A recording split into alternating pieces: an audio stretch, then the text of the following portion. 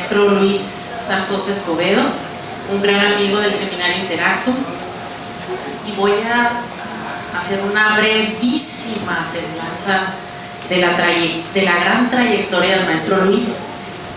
El maestro Zarzosa es egresado de la Universidad Iberoamericana y maestro en psicología por la UNAM.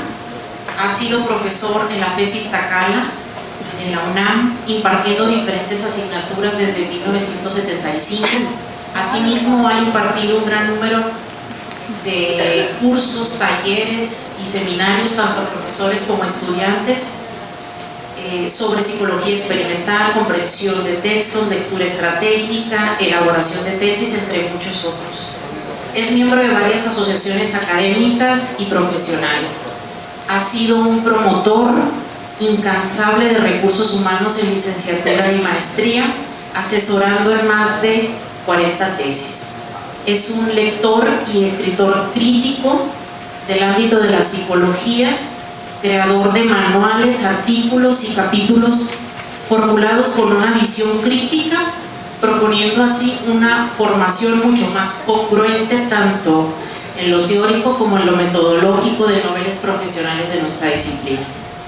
Expositor de más de 60 ponencias y conferencias en congresos nacionales e internacionales. Para él, ser profesor e investigador es algo muy estimulante, algo que disfruta mucho y, dicho por él, que le permite estar en contacto con el conocimiento. Pero sin más preámbulo, dejo con ustedes a un gran colega y amigo, Luis Zarzosa.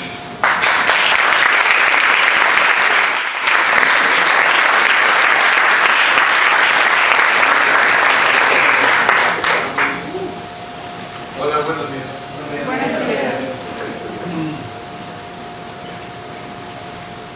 ¿Qué hago? Bueno, me da mucho gusto estar nuevamente aquí en Sonora. Se sigue sintiendo que Sonora avanza. Recordaba hace rato con Miriam que en alguna ocasión me hizo mucha gracia en la segunda o tercera ocasión que tuve el gusto de venir, que los estudiantes me veían y se sonreían. Y decía, pues qué raro, porque me ven, ¿a poco mi peinado es muy cómico? Me llamaba mucho la atención hasta que uno se animó y me dijo, usted es el de la huachinangoterapia. ¿Qué es eso de la huachinangoterapia?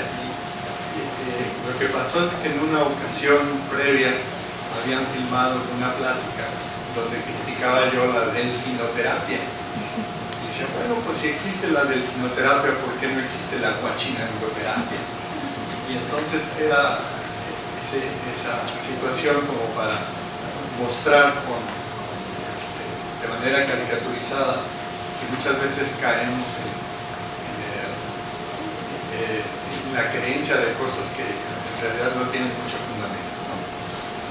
Y a propósito de estas creencias que tenemos hacia cosas que no tienen mucho fundamento, hoy voy a redundar sobre esa temática. El título de la charla de hoy le llamé Información fidedigna en psicología, es decir, información digna de fe en psicología. Y luego viene el subtítulo, dice, entre el solipsismo y la ciencia. Ya se preguntarán ustedes, ay güey, ¿qué es eso del solipsismo? ¿Verdad? Bueno, para plantearlo en términos más coloquiales, uno podría decir que una actitud solipsista es cuando alguien le dice a otro, no te metas con mi cucu. Por ejemplo, si ven ustedes una película un poco abstracta, donde no hay un criterio de cuál es la interpretación adecuada, ustedes suelen decir, bueno, y es que yo así la estoy entendiendo, y pues es muy mi asunto que yo lo entienda así, si tú lo entiendes de otro modo, pues a mí que no importa, porque cada quien tiene su modo muy peculiar de entender las cosas, y entonces en ese asunto pues nadie se mete con nadie, porque cada quien trae sus netas. Entonces dice, bueno, es que yo así lo veo, yo así lo entiendo y no te metas conmigo. Y entonces esa actitud, esa manera de ver las cosas suele ser también suele estar muy presente en muchos de los dilemas que tenemos los psicólogos. Entonces, entre el solipsismo y la ciencia hay un continuo, y voy a tratar de ir mostrando ese continuo.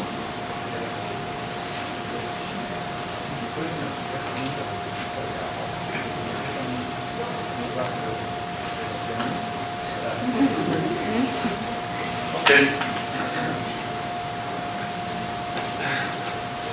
Otra manera de hablar del solipsismo es un subjetivismo radical.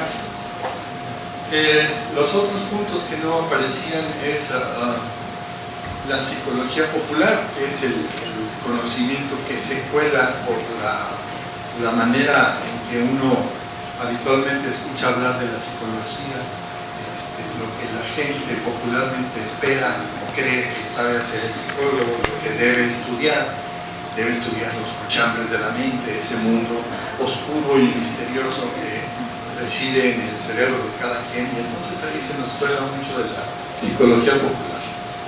Hay una manera un poquito más sofisticada de psicología, no sé si sea muy generoso llamarle psicología, que se alimenta un poco de la psicología popular, pero también se alimenta un poco de ideas desarticuladas que suelen ser populares, que tienen algunas veces un viso de cierta cientificidad y que se ofertan o se ofrecen al público consumidor como herramientas psicológicas. Yo le llamé psicología comercial. Y normalmente la psicología comercial suele ser un platillo muy apetitoso para los que quieren formarse como psicólogos. Entonces, en el extremo del lado derecho pongo yo como el pensamiento científico, y es el énfasis que yo voy a poner en cómo el pensamiento científico es una necesidad y un elemento fundamental en la formación de los que pretenden ser profesionales de la psicología. Aquí está, por ejemplo, lo que les comentaba del subjetivismo radical o solipsismo.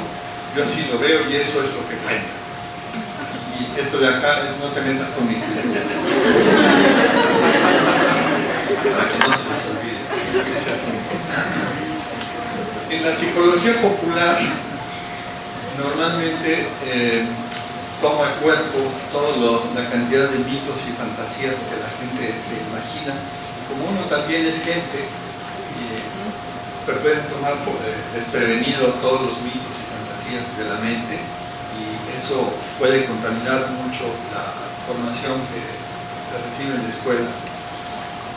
La psicología comercial también tiene sus riesgos, porque normalmente lo que les vende son ilusiones en un buen envoltorio. Se les envuelve para regalo, para que les resulte atractivo consumirlo. Y el pensamiento científico tiene como una de su columna vertebral una actitud escéptica o actitud de duda permanente, de duda razonable ante lo que se nos presente como oferta de conocimiento. Ok, que sigue. Antes de entrar en materia, quiero que lean esas dos ideas y entremos en trance. Que piensen acerca de la trascendencia, el sentido de esas dos ideas que están puestas allí, y enseguida entraremos en materia.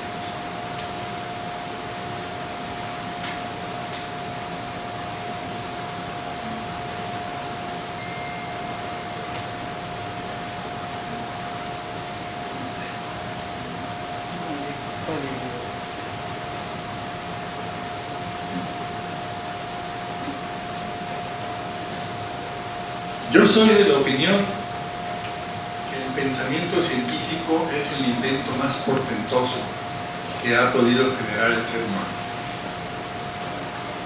Podrán estar de acuerdo conmigo o no, yo soy de la idea, no se metan conmigo.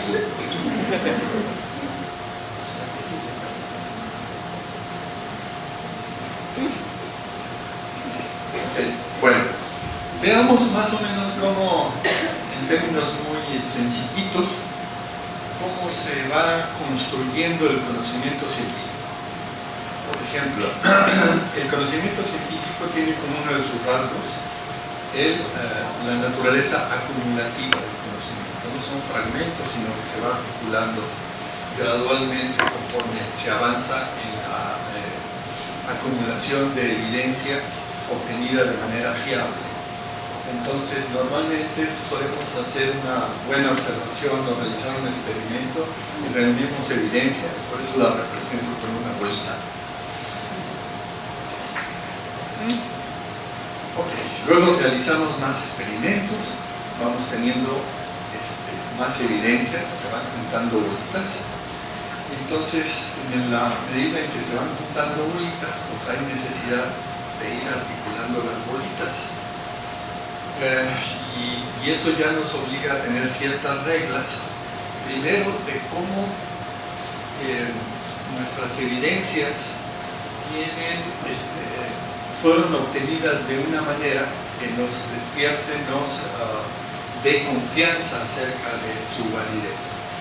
Y la otra regla que hay que ir empezando a tener en cuenta es cómo debemos articular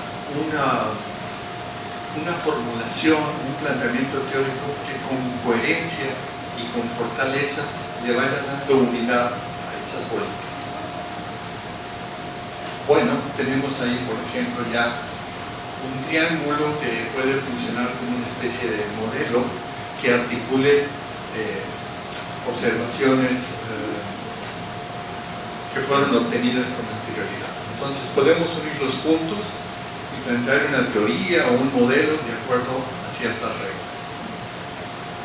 Importante la obtención de ciertas reglas, por ejemplo, que haya consistencia conceptual y comunicabilidad. Comunicabilidad, necesitamos tener definición precisa de los conceptos claves de lo que estamos planteando y también consistencia conceptual. Imagínense, para ilustrar este caso, el ejemplo célebre de un buen científico que ha tenido la psicología, como fue el caso de Jean Piaget, que articuló de manera muy armónica todas sus observaciones y le dio un cuerpo teórico que, si bien está superado, de todas maneras históricamente es un ejemplo muy bueno de cómo se construye un planteamiento teórico.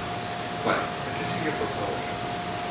Bueno, otro rasgo de la ciencia es su autorrefutación y autocorrección.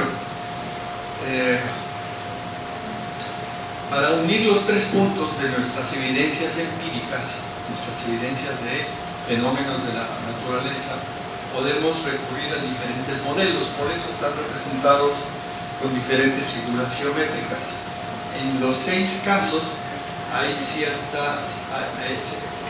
trato de ilustrar los intentos de darle coherencia a las evidencias empíricas. Entonces tenemos, por ejemplo, 6 modelos que uno puede decir que intentan explicar las 3 bolitas. Y si reunimos más evidencias, tenemos que hacer ajustes a nuestros modelos, dejándonos guiar por la naturaleza de la evidencia. Yo a mis alumnos les digo algo que les llama la atención, pero a algunos les da de cierta desconfianza. Y muchachos, hay que dejarse violar por la naturaleza. Algunos luego se ponen contra la pared y dicen, ¿qué? ¿Cómo? ¿Qué me dijo? No, me estoy refiriendo a que hay que respetar lo que es, independientemente de nuestras creencias. Hay que poner a buen resguardo esa peculiaridad del ser humano, de que normalmente lo que conocemos lo pasamos por un filtro donde tiene preferencia aquello en lo que creemos. Entonces solemos darle prioridad a aquellas evidencias que van a reforzar lo que ya creemos. Y ese asunto del prejuicio personal o de sesgo cognitivo, hay que ponerlo en buen resguardo y dejarse violar por la naturaleza. Independientemente de lo que yo crea, lo que me guste, lo que me haga sentir bien, así es la realidad. Así es la realidad y hay que respetarla. Entonces, si hay nuevos elementos de la realidad, tenemos ya más posibilidades de ajustar nuestros modelos. De los 6 que yo tenía, ya nomás me quedan 2. ¿Por qué? Reunimos nuevas evidencias y entonces resulta que solo las 2 figuras del extremo izquierda son las que explicarían de manera más coherente el por qué se articulan de determinada manera esas evidencias, ¿no? El caso del pentágono arriba y en el caso de las múltiples estrellitas en el caso de abajo. Pues ya mejoró el panorama porque gracias a nuevas evidencias ya no tenemos que pelearnos entre 6, sino solo entre 2. ¿Cuál de los 2 es el más adecuado? Bueno, aquí podríamos aplicar una de las reglas también del quehacer científico y preferir el modelo de la parsimonia. ¿Qué quiere decir parsimonia? Quiere decir que si cuando tenemos el mismo fenómeno con 2 explicaciones diferentes, es recomendable, es preferible escoger la más sencilla, la que tenga menos supuestos, la que requiera explicaciones menos elaboradas. La más sencilla es la que se escoge. Es cierto que bien todas las teorías hacen suposiciones y conjeturas a partir de sus datos. Hay diferentes cualidades de suposiciones o de conjeturas, entonces siempre se refiere a escoger la más sencilla. Ya podrán adivinar que la de la izquierda sería la más adecuada, ¿no? Por principio de parsimonia. Entonces, aquellas que tienen menos supuestos y mayor consistencia conceptual suelen ser las más acertadas. Ok, entonces nos enfocamos básicamente en el pentágono. Decíamos, ese es el modelo que mejor describe la realidad. Es el que ha superado la prueba y tenemos más evidencias a favor de que este es el bueno, ¿no? La realidad está coincide con mi modelo. ¿Okay? Pero uno puede decir, pero a lo mejor, pero bienvenida, a lo mejor la realidad es circular y mi modelo puede estar equivocado. A lo mejor la realidad es circular y tú estás trabajando con un pentágono. Ok, puede ser, es probable, pero ¿cómo se puede refutar eso? ¿Qué es lo que tenemos que hacer? Seguir trabajando para ver qué tanto nuestro modelo se sigue ajustando a la realidad y hacer los ejercicios correctos, ¿no? ¿Okay? Es un modelo que podemos decir defectuoso, pero es lo menos peor que tenemos, o es lo que mejor explica aquello a lo que nos enfrentamos. Bueno, puede ser. Es mejor tener un mal modelo a no tener ningún modelo o estar confiando en nuestra propia intuición. Hay que acostumbrarse a muchas cosas, decir, no sé cómo sea, pero por el momento el modo de explicarlo es esto, y bueno, hay que ver hacia adelante cómo salir de la vida. Bueno, ahora sí, voy por mi trago de agua.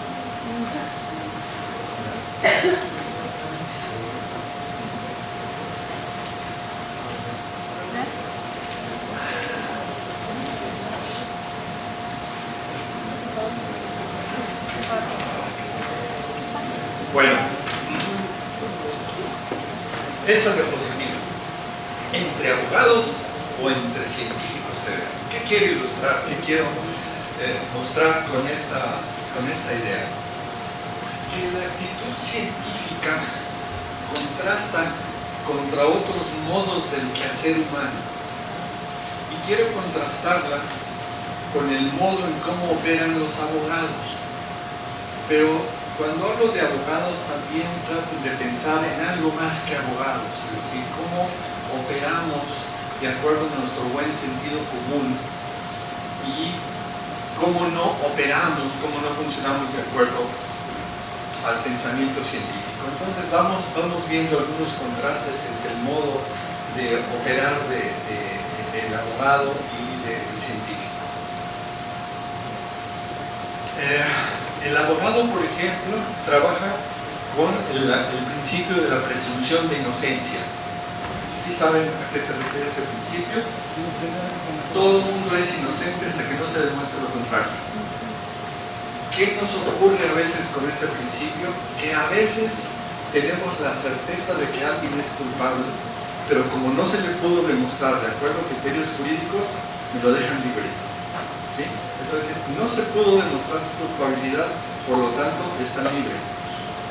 ¿Por qué? Se aplica el principio de presunción de inocencia. Todo el mundo es inocente hasta que no se demuestre lo contrario. Y gracias a ese principio de presunción de inocencia, se evitan más injusticias que las que se generarían si tuviéramos el principio opuesto. El principio opuesto es el de presunción de culpabilidad. Aquí diríamos, todo el mundo es culpable hasta que no demuestre lo contrario. En la Model 5. Porque yo le pregunto, nada más pónganse en los zapatos de alguien que recibe la siguiente acusación. A ver, Pedro, demuéstrame que no eres ratero. ¿Cómo demuestras que no eres ratero? Estás en aprietos. Demuéstrame que no eres alcohólico. ¿Qué quieres que haga? Bueno, esto para contrastar los dos principios. ¿Por qué en ciencia se trabaja más bien bajo el principio de la presunción de culpabilidad? ¿Dónde está la culpabilidad? En las diferentes teorías, en los diferentes datos, en la evidencia empírica. Entonces hay que trabajar bajo el principio de presunción de culpabilidad. Algo anda mal en lo que me estás planteando y voy a tratar de descubrirlo. Tus datos están contaminados y voy a tratar de descubrirlo. Tu explicación es insatisfactoria y yo tengo una mejor. Siempre es ponerlo a prueba, no creer en nada, tener una actitud escéptica y someter todas las cosas a prueba. A ver, demuéstramelo, dame bien tu definición, ¿qué estás entendiendo exactamente por eso? ¿Por qué esa explicación y no otra? ¿Estás siguiendo el principio de parsimonia? ¿No estás siguiendo el principio de parsimonia? ¿Qué tan sólido es tu dato? Etcétera. Se trabaja por el principio de presunción de culpabilidad. ¿Qué hace el abogado? Cuando descubre que su cliente puede decir una tontería que le indique al juez o al jurado que efectivamente es sospechoso de haber cometido un crimen, oculta la evidencia y refuerza lo que va a favorecer al cliente. Aquí podríamos tener una especie de paralelismo con lo que mucho ocurre en psicología, donde abundan las preconcepciones. Yo sí creo que existe el inconsciente. ¿Cómo es cuestión de fe? ¿Cómo así? Bueno, y corre uno a refugiarse al solipsismo. Bueno, es que yo así lo creo, tú si no crees eso, pues muy tu cuente, ¿no? Y el solipsismo acaba siendo como una especie de blindaje ante cualquier cuestionamiento. Córrele, ahí viene la crítica y métete al solipsismo. No, bueno, yo sí lo creo, no te metas conmigo. Bueno, por el contrario, en una actitud científica se atacan los puntos débiles, no se ocultan, sino se rescatan y dicen, bueno, vamos a seguir explorando por qué es débil este punto, qué tenemos que hacer para que deje de ser débil. Y los puntos fuertes de algún planteamiento hay que ponerlos a prueba. ¿Se fijan los contrastes que hay entre un modo de funcionamiento y otro? Sí. En el caso de los abogados, y de alguna manera también cuando tenemos creencias muy arraigadas acerca de los asuntos de la psicología, en ambos casos se defienden conclusiones predeterminadas, en el caso de la abogada, de acuerdo a los intereses del cliente. Entonces, no estás en la actitud de dejarte violar por la naturaleza. Tienes ciertos prejuicios, ciertas ideas preconcebidas, y entonces armas todo tu discurso en función de la defensa de esas preconcepciones. Bueno, en el caso del trabajo científico, primero son las pruebas rigurosas y a partir de las pruebas y a partir del dato se llegan a conclusiones. El abogado, por ejemplo, tiene con frecuencia reconoce que hay dos situaciones con las que ellos trabajan. Una es la verdad jurídica. Pues de acuerdo a la verdad jurídica, ¿cómo se llamó la francesita que la acusaron de secuestro? Florent Cassés. De acuerdo a la verdad jurídica, no podemos decir que sea culpable. Vas de regreso a tu país. Esa es la verdad jurídica. Pero en realidad, ¿qué ocurrió? Bueno, también tenemos la verdad real. Y hay esos dos mundos. En el mundo de la ciencia, ni más paloma. No hay dos cosas. No hay lo que yo creo y lo que diga la ciencia, ¿no? O sea, la naturaleza es una y hay que saberla interrogar de manera reiterada. Vamos a ver 6 reglitas del escepticismo, vamos comentando cada una de ellas, de aprovecho para mi traguito.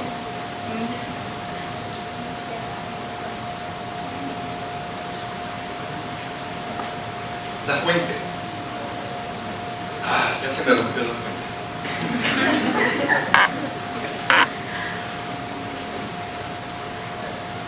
¿Qué credibilidad nos pueden merecer diferentes fuentes? Hay que preguntarse siempre, cuando escuchemos un planteamiento novedoso, cuando nos ofrezcan productos como la programación neurolingüística, ¿cuál es la fuente?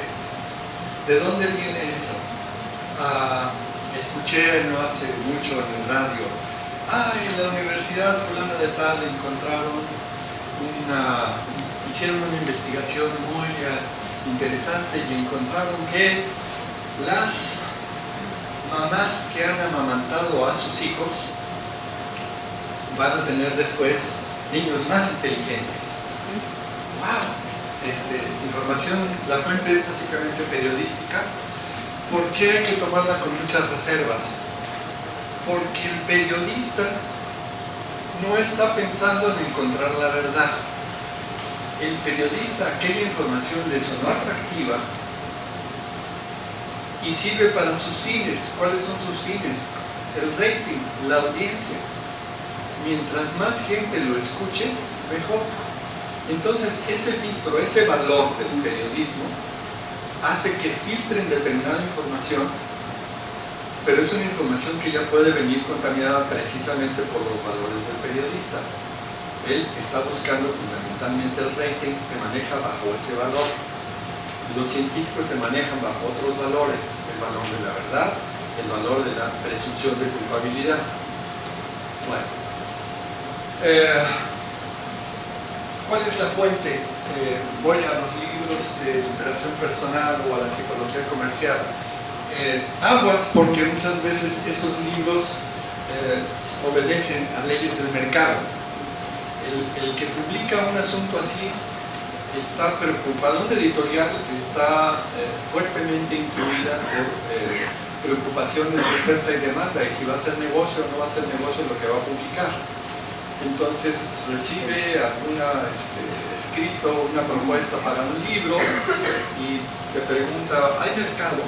¿Se va a vender suficiente mi libro? ¿Puedo hacer buen negocio con esto? Y en función también de esos valores hace que se filtre determinada información. Bueno, entonces tampoco es muy confiable, hay que tener sus reservas a la información que viene por esos medios, ¿no? Personajes populares, me lo voy a brincar para no consumir mucho tiempo. ¿Cuál es nuestro negocio? La publicación científica. La publicación científica de buena calidad, ¿por qué? Porque ahí manejas el valor de la verdad, ahí manejas los valores de la presunción de culpabilidad, ahí hay filtros de control de calidad para que tengas acceso a información que es respetable, que es confiable. Entonces, punto número 1 de este rollo: aguas con la fuente. Chequen de dónde viene la fuente, qué tipo de fuente es. Punto número 2 de este rollo. Y lo que ahí están proponiendo es algo que sea sometido a comprobación. Vamos a checarlo. ¿Cuál es la calidad de la evidencia que están utilizando como apoyo a su propuesta? Calidad de la evidencia, ¿cómo fue puesta a prueba? ¿Fueron controles adecuados o son muy permisivos en cuanto a darle cabida a mucha información? ¿Trabajaron con imparcialidad? ¿Hay buenos filtros de control de calidad? ¿O andan llevando agua a su molino? Y el último, ¿se ha hecho lo mismo en otros lugares? ¿Ya han obtenido los mismos resultados o resultados equiparables? ¿O solo son cosas que ocurren dentro del club de Toby, ¿no? El club de Melés y Teleo, que eran dos personajes griegos, o de Mesitas y Tecito, que también eran unos personajes que jugaban de niños a la comidita. Mesitas y Tecito. La que sigue, por favor. El tercer punto de este rollo: lo que están proponiendo realmente coincide con una visión naturalista, natural, de cómo funciona el mundo habitualmente. Si vemos videos del mago Chris Angel, y que de repente son sorprendentes y dices, ¿cómo fue posible que camine por encima del agua, o que sea traspasado por una espada y no le pase nada? Oh, debe haber algún truco, seguramente debe haber algún truco. No puedo darle yo cabida así gratuitamente por una sola observación a que hay poderes extranaturales, etc. No funciona como habitualmente funciona el mundo. Entonces eso despierta cierta suspicacia y despierta al monstruo del escepticismo. Decir, no, aquí debe haber algo, debe haber alguna explicación más sencilla de este asunto. Punto número 4 de este rollo. Muchas veces a lo que nos enfrentamos es planteamientos de corte negativo. Es decir, solo dice, yo lo que pasa, estoy en contra de X cosa porque es que el conductismo a mí no me explica determinada cosa. Bueno, ok, está bien, no explica X cosa, pero otras sí las explica, ¿no? Y algunos elaboran sus propuestas a partir de atacar a un rival y no de proponer algo propio, ¿no? Entonces, aguas también con eso. Punto número 5 de este rollo: ante planteamientos novedosos, esos planteamientos novedosos hay que considerar por qué están motivados, ¿no? Están motivados por creencias personales o por ideologías, o hay la actitud de dejarse violar por la naturaleza. Se derivan de un cuerpo de evidencias existentes, derivan de modelos razonablemente consolidados, o son cosas muy originales que no se le habían ocurrido a nadie. Entonces, pues aguas, ¿no? Con esos planteamientos que aquí les va la neta del planeta, ¿no? Bueno, la que sigue, por favor.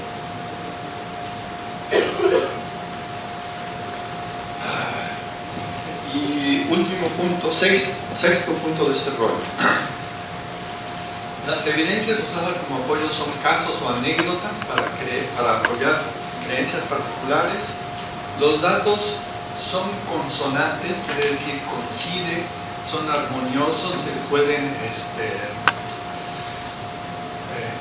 considerar como coherentes, consistentes con la evidencia preponderante en la literatura especializada. Hay que ver, ¿no? Porque si no, pues es un dato sospechoso, ¿no? Bueno, a ver, Carlita, aquí vamos haciendo una recapitulación. La idea general de la charla es: normalmente estamos expuestos a un bombardeo que puede venir del solipsismo, que puede venir de la psicología popular, de la psicología comercial, y entonces es conveniente tener en consideración cómo se construye el conocimiento científico, y dos, tener muy presentes ciertas reglas del pensamiento escéptico. Ok, vamos a ver ahora un par de otras circunstancias en la que normalmente participamos, en la que estamos muy metidos, y que puede de alguna manera contaminar la manera en cómo nos aproximamos o cómo vemos el fenómeno psicológico. Y esa es la psicología popular. Por ejemplo, seguramente, y que me quede claro si no, ustedes han escuchado esto que aparece en la diapositiva, que solo usamos el 10% de nuestra capacidad cerebral. ¿De dónde sacaron eso? ¿Dónde están los datos? ¿De dónde salió? ¿Es una creencia? Es simplemente: qué jodido estás. ¿Es preparar el terreno para después invitarlos a echar el fuá? Porque si solo usamos el 10 nos falta el 90. ¿De dónde salió eso? Si revisan ustedes literatura seria al respecto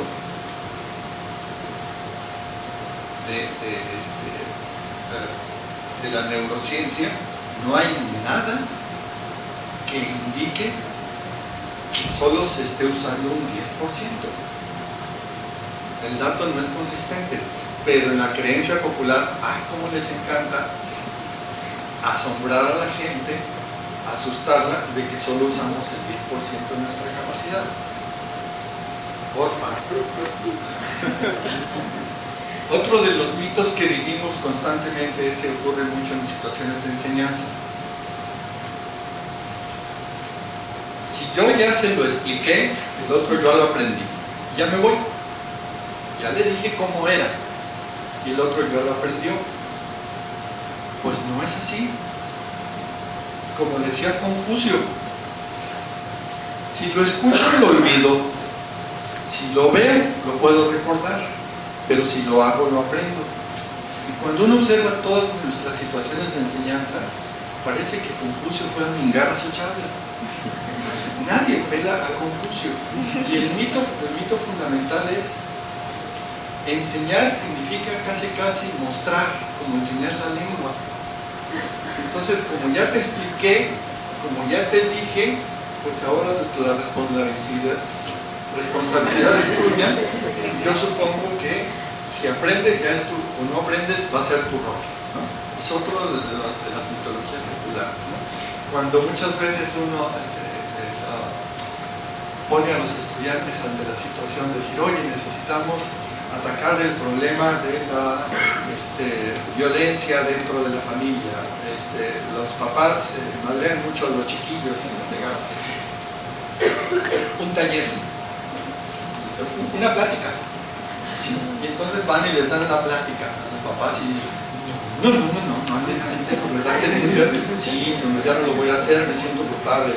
Bueno, ya se lo dije. Ya se lo dije, ya me voy. Ya si no lo hace, ya es su rock, ¿no? Entonces, otro de los mitos populares es: si ya se lo expliqué, el otro ya lo aprendió. ¿A que sí? Y esta cómo les encanta. Es muy bonita.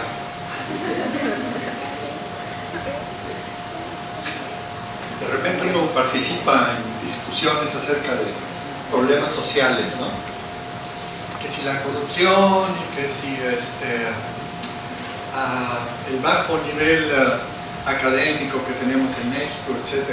Y acá la discusión empieza ahí a tomar calentura, y finalmente llegan a la feliz conclusión de, como como no hay información ni hay formación de cómo analizar un problema tan complejo como la corrupción, acabamos en recomendaciones realmente candorosas, pero que nos dejan satisfechos. Es que el cambio empieza por uno mismo. A ver, ¿cuándo han sabido de algún cambio social que se haya generado así? De haber contagiado de uno por uno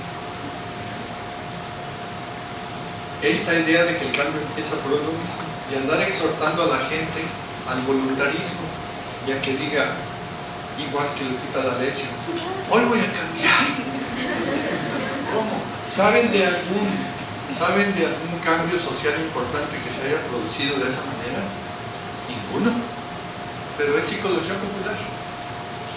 Sigue, por favor. Desde que yo tengo memoria, y vaya que sí, tengo desde hace un buen rato, hay campañas de concientización para cuidar el agua. El agua se nos va a acabar. No la tires, ciérrale. Mira, dile, exhórtalo, asústalo. Ahí viene el coco, se nos va a acabar. ¿Qué hacemos? ¿Eso ha cambiado el comportamiento de la gente respecto al consumo del agua? No lo ha cambiado. Pero cómo nos encanta creer en las campañas de concientización. ¿Por qué? Porque detrás hay un mito.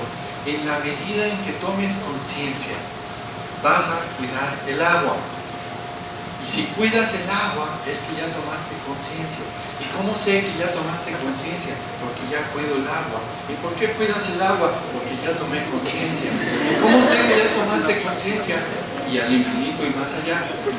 ¿Sí? Esa es otra, porque me voy a adelantar un poco, de las explicaciones circulares, de las cuales con frecuencia somos fieles seguidores los psicólogos que derivan de la psicología popular. Estas explicaciones circulares que nos dejan la sensación de que algo ya se explicó, pero como diría Adal Ramones, pues no es cierto. Bueno, aquí sí que a ver si no me consume mucho tiempo. Están apareciendo aquí en la diapositiva 13 procesos cognitivos. Estamos perdidamente enamorados de ese concepto, procesos cognitivos. Hay de alguna manera una condición cultural, toda una formación a lo largo de toda nuestra vida que nos han hecho creer con una fe inquebrantable, conmovedora, que tenemos procesos cognitivos y que es asunto de los psicólogos estudiar los procesos cognitivos. Venga, ¿y cuáles son esos? Vamos haciendo la lista de los procesos cognitivos. A mí me salieron, me parece que son 13. Ok. Y entonces tenemos ahí la memoria, la atención, la imaginación, la percepción, la inteligencia, la creatividad, la voluntad, la comprensión, la reflexión, el pensamiento, solución de problemas, conciencia, razonamiento, abstracción, motivación. Llévelo. Lleve su proceso cognitivo, están en puertas, es su propaganda. Lleve su proceso cognitivo. A ver. ¿De dónde salen estas categorías? Del sentido común, de la intuición. ¿Para qué sirven estas categorías? Para comunicarnos. ¿Sirven como categorías teóricos para construir una buena teoría psicológica? No. ¿Dónde está la frontera?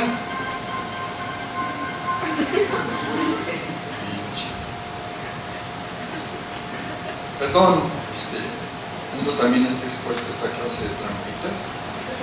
Ya la pagué, espero que sigan aquí. Bueno, a ver, retomamos el asunto de los procesos cognitivos. ¿Cuál es la diferencia entre pensamiento y comprensión? ¿O entre pensamiento y reflexión? ¿Entre pensamiento y creatividad? ¿Dónde están las fronteras? ¿Dónde empieza uno y acaba el otro? Se hace bolas el engrudo cuando trabajamos con todo esto. No se sabe dónde empieza uno y dónde empieza la otra. Sirven esas categorías para comunicarnos, no para hacer ciencia. ¿Sí? Creemos con mucha facilidad, intuitivamente, porque lo hemos escuchado mucho tiempo, los procesos cognitivos y nos enamoramos de ellos. Y va uno a conseguir libros de psicología que hablen de los procesos cognitivos, y en unos libros vienen unos y en otros vienen otros, ¿sí? ¿Por qué no estudiamos la voluntad?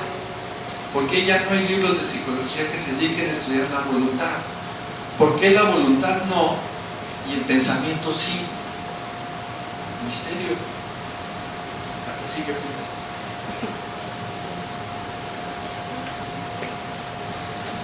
Más problemas con la psicología popular. Estoy nervioso. También estoy muscular, ¿no? Y ocio.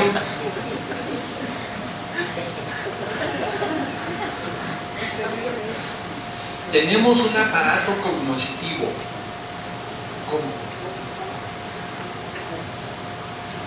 Un aparato. Yo no sé si alguno de ustedes trae un aparato dentro. Yo me resisto a pensar que tenga un aparato. ¿Por qué la metáfora mecánica? ¿Y ese aparato tiene engranes o cómo es?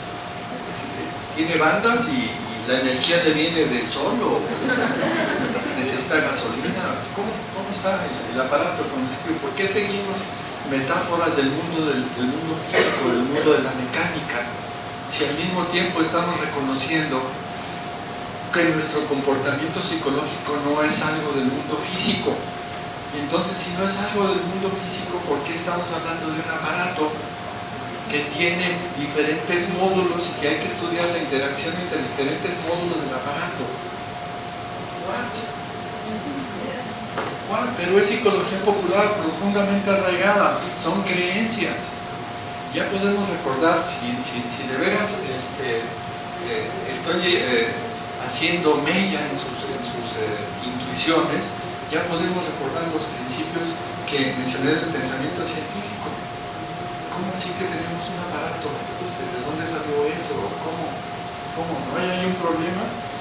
Presunción de culpabilidad. La que sigue. Explicaciones circulares, ya la mencionaba uno hace un momento, con el caso de la conciencia, de la toma de conciencia, ¿no? La que sigue. Las cosificaciones. Solemos de manera muy fácil cambiar lo que es un concepto para describir o calificar el comportamiento de alguien, ponerlo después, convertirlo en cosa y meterlo adentro de la cabeza. Por ejemplo, si a mí me despierta admiración el comportamiento de un agente, de una persona, porque es un comportamiento original, creativo, en situaciones novedosas, y me despierta cierta admiración, yo diría, hey, se ve que es un comportamiento inteligente, le puse el calificativo de inteligente, pero el comportamiento es una calificación que yo hago, ¿no? Pero después, al rato, se utiliza también como si fuera una cosa y se dice que esa es la explicación de su comportamiento. ¿Por qué se comporta como lo hace? Porque es muy inteligente. ¿Cómo sé que es muy inteligente? Porque se comporta de manera inteligente. Porque tiene inteligencia, y entonces tiene inteligencia, ya lo convertimos en cosa, la tiene, y como la tiene, seguramente debe estar en el cerebro. La que sigue. Decimos también, como parte de la psicología popular, que adquirimos conocimientos. ¿Cómo es eso de adquirir conocimientos? Yo adquiero calcetines, calzones, carteras, un cinturón, papitas fritas, pero el conocimiento no es una cosa. ¿Cómo es que hablo de adquirir conocimiento de algo que no es una cosa? ¿Qué sería cuando digo que alguien tiene el conocimiento? Cuando la relación que tiene esa persona con algo cumple ciertos requisitos o ha cambiado de un momento a otro, y yo digo, mira, ya se comportan de manera diferente respecto a este asunto, a esta persona, a esta situación. Es una relación. Sin embargo, en la psicología popular decimos que adquirió el conocimiento como si fuera una cosa, ¿sí? Y entonces, como ya lo adquirió, ya desde ahí tenemos al pequeño ratatouille, que es el que maneja el comportamiento de la gente, ¿no? Es como el ratoncito. ¿Vieron la película de Ratatouille? Sí, el ratoncito que manejaba al cocinero, ¿verdad? Entonces ya tenemos que el conocimiento es el pequeño ratatouille que nos lleva a comportarnos de determinada manera. Bueno, aquí sigue. Genera también falsos problemas. ¿Dónde está el aprendizaje? Es una pregunta fuera de lugar, no tiene sentido. ¿Dónde está el aprendizaje? Es tan ocioso como que nos preguntemos ¿dónde está tu mano abierta cuando está cerrada? ¿O sabes andar en bicicleta? Sí. ¿Dónde está tu saber andar en bicicleta cuando no estás andando en bicicleta? Y si nos ponemos necios con una pregunta necia, vamos a acabar apuntando a la cabeza y decir, está en el cerebro, en el sistema nervioso. Ok. Entonces, ¿quién aprendió? ¿El sistema nervioso o yo? ¿El que aprendió es mi cerebro o yo? Y te metes en falsos problemas y generas una serie de confusiones conceptuales. ¿A que sí, por favor? Ok, hasta aquí el asunto de la psicología popular. Fuchi, psicología popular. Aguas con la psicología popular porque estamos inundados de esas preconcepciones y con esas preconcepciones tratamos de explicar el comportamiento de la gente. Mala idea si esa es nuestra herramienta de trabajo, porque te va a generar una visión desordenada de las cosas, prejuiciosa, mitológica. Aguas. Ok. Vamos ahora a hablar de la psicología comercial. La psicología comercial obedece, como lo comentaba hace un momento, o está fuertemente contaminada por fenómenos de mercado, por oferta y demanda. Hay clientes, lo van a consumir, es un producto que se puede vender, tiene valor de cambio, lo puedo explotar. Hay mercado, la gente lo va a consumir, venga.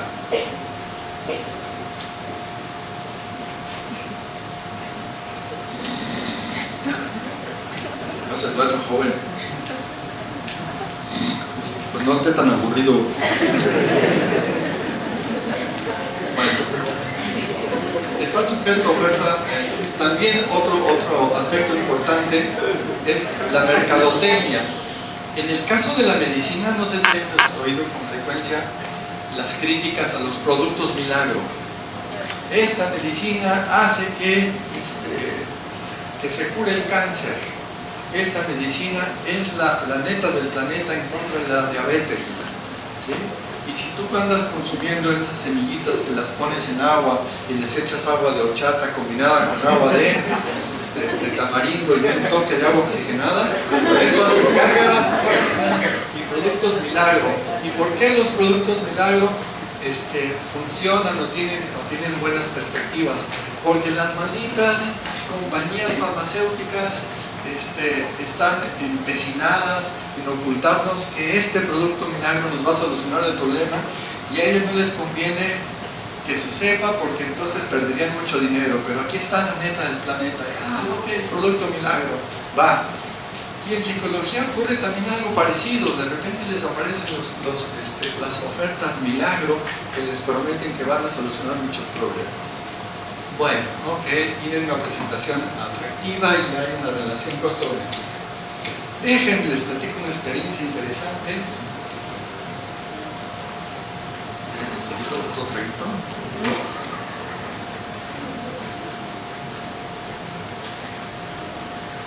Va.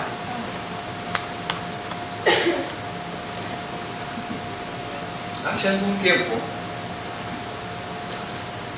tuve una señora cerca de pasadito de los 40 que había interrumpido la carrera a la mitad y que se dedicó al hogar, en parte es porque se casó, pero también al casarse se decidió trabajar de manera entró a trabajar en la Secretaría de Educación Pública de su estado, y esta persona tenía muy buenas habilidades políticas y muy buenas habilidades en el trato personal, en las relaciones personales. Entonces, después de que transcurrieron más de 20 años, regresa a la carrera y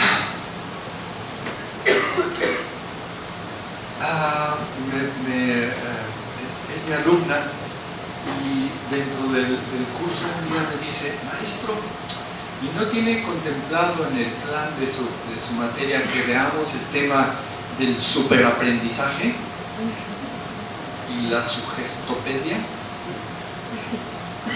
¿No? ¿Usted no conoce sobre el superaprendizaje y la sugestopedia? No. Y aquella señora tenía un estilacho que me hizo sentir mal. Uy, he vivido en el error, se me ha escapado estos asuntos y ya me salió un tiburoncito y me va a dejar mal planteado aquí el asunto, y a lo mejor sí me ando haciendo fuera de la basílica. La sugestopedia y el superaprendizaje. Bueno, ¿por qué no nos platicas sobre ese asunto de la sugestopedia y el superaprendizaje? Y bueno, finalmente se animó, y las cosas que empezó a hacer en clase me dejaron helado, porque empezó a ponerles los ejercicios a los restos de sus compañeros, donde tenían que pegarse en la cabeza y sobarse la panza al mismo tiempo, y cerrar los ojos y apuntar a la nariz y dar una serie de ejercicios locos. Y dicen: y eso es que estamos equilibrando los hemisferios cerebrales. Ingreso con los hemisferios cerebrales. Y al rato intentó hipnotizar a algunos de los muchachos, y empezó a hacer barbaridad en ella. Dije: a ver, ¿cómo está esto? Dije: no, esto está mal, voy a ponerme a investigar sobre el asunto. Y entonces me meto a bases de datos, a bancos de información importantes, y busco los conceptos claves, los autores que ella citó, y donde le buscaba el resultado era cero. Buscaba en revistas especializadas en el tema de aprendizaje que hablaran de Georgi Lozanov. Cero, no aparecía el Georgi Lozanov por ningún lado. Y ponía yo superaprendizaje, cero. Sugestopedia, cero. Y algunas de las cosas que había dicho la señora era: ¿no conoce usted la sugestopedia? Pues yo creo que convendría mucho, porque nosotros la hemos estado usando en el Estado, dando resultados magníficos. Okay. Y miren, la sugestopedia es tan importante que hasta la UNESCO ya la reconoce como una de las estrategias efectivas para la enseñanza. ¿No se sentirían ustedes chiquitos frente a semejante señalamiento? La UNESCO, órale, preocupada por la sugestopedia, venga, pero las revistas científicas de todo el mundo ni en cuenta la pinche sugestopedia. Algo andaba mal con la sugestopedia. Ok. El único artículo que conseguí de la mentada sugestopedia fue publicado en una revista que se llama Escéptico. Y el artículo se llama Pseudociencia a 30.000 pies de altura. ¿Por qué? Porque la persona que lo escribió se encontró en una revista de avión el asunto de la sugestopedia y el superaprendizaje, y era un experto en el tema, y dijo: esto es pura charlatanería. Y entonces se tomó la molestia en una revista dedicada a tumbar mitos, a escribir que aquello era una charlatanería. ¿Sí? Bueno, la sugestopedia. Quiero que veamos en detalle el modus operandi de esta psicología comercial. Venga.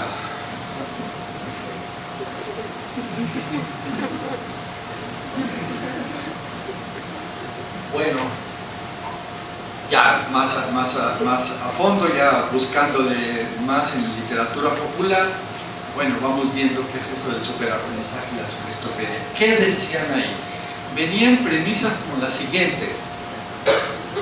La clásica. Usamos solo el 10% de nuestra capacidad cerebral. Ay, ajá. Las normas sociales limitan nuestra capacidad de aprendizaje. Hay un enemigo que nos quiere, nos está limitando en nuestra capacidad de aprendizaje. ¿Cuáles son esas normas sociales que limitan nuestra capacidad de aprendizaje? Decir, aquel pensamiento o aquellas situaciones que no son aceptadas por tu grupo social, te dicen, no, eso es fuchicaca, no le hagas caso, no es ciencia, etc.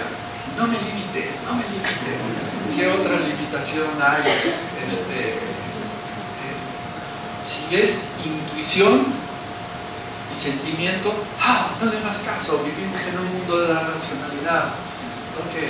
Si es, entonces, si es intuitivo, se le suele castigar y decir, no, eso no importa. Si es la parte de los sentimientos, no, eso no importa. Y entonces, eso nos está limitando. Y por eso nada más usamos el 10% de nuestras capacidades. Hay que derrotar esa barrera y quitar esa barrera. Y entonces, que venga la liberación intelectual, que venga la liberación del aprendizaje. Ok, espera un poquito. Okay. Y tiene tomados de diferentes lados algunas ideas que suelen calar en la opinión de la gente. Por ejemplo, en la psicoterapia se usa la sugestión y funciona o no. ¿Acaso el terapeuta no sugestiona a su cliente? Y claro que lo modifica.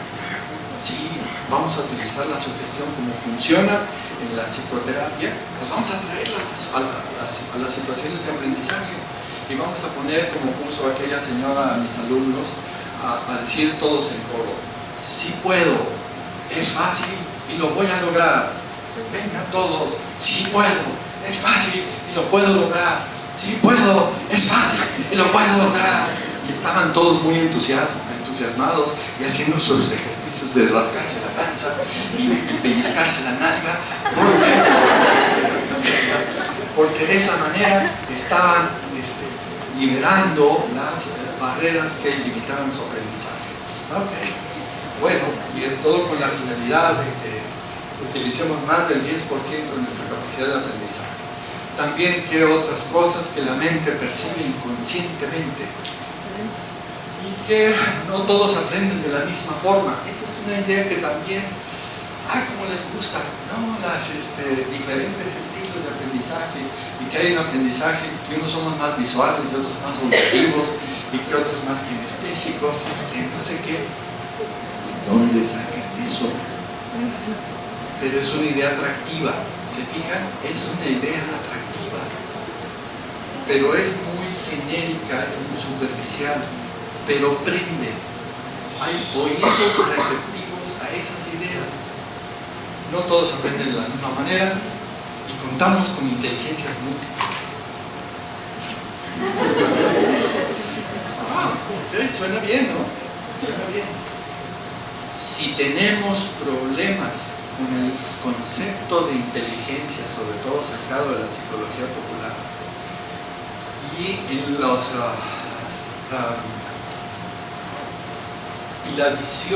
vieja visión de la inteligencia como capacidad completamente desprestigiada y en desuso, y ahora reviven al muerto y resulta que el muerto no estaba muerto, andaba de resbarranda y que viene disfrazado de múltiples maneras y que ahora es múltiple, es un muerto múltiple. Bueno, ok, a ver, contamos con inteligencia múltiple. La que sigue. Corolario quiere decir la consecuencia lógica de una demostración. Armé todo el teatro para poderles ofrecer el producto milagro. Y el producto milagro es las técnicas de Lozano acerca del superaprendizaje y la sugestopedia, que entre paréntesis ya la aprobó la UNESCO. Venga. Y entonces, hay que romper nuestras limitaciones y que desarrollen todas las áreas cognitivas, afectivas y kinestésicas. ¿Quién puede decir que no a semejantes propósitos liberadores? Es un planteamiento construido de tal modo que es todo un argumento de venta para que ustedes digan, sí, vamos a liberarnos, a usar más del 10% de la capacidad cerebral. Vamos, vengan todos, liberen su energía cognitiva y entonces, y todas las áreas deben estimularse porque así se va a producir el superaprendizaje, etcétera, etcétera. Vale, ok, está bien. Cuando menos, preséntame tus evidencias, ¿no? Cuando menos, ya de por sí el modo de cómo se construye la oferta, entre muchas comillas, intelectual, ya es una manera muy criticable de ofrecerte algo, ¿no? Venga. Ok, aquí me lo voy a brincar porque tengo cierto temor de pisar callos, pero todo lo que dije acerca de la superestopedia y el superaprendizaje lo podemos decir también de algo más contemporáneo, la programación neurolingüística. Y las cosas que se afirman y cómo se afirman en ese asunto de la programación neurolingüística, y si los dejaste más o menos en medio, entonces tu modo de aprendizaje es auditivo. Y si los volteaste para abajo, es que eres más kinestésico. Y eso suena muy así. Sí, desde el solo concepto de programación neurolingüística ya suena muy sofisticado, ya suena como que aquello tiene un tinte científico, porque es programación, y más en sentido más estricto, reprogramación ¿de qué? De las netas del planeta, porque nos vamos a meter hasta el sistema nervioso. Neuro,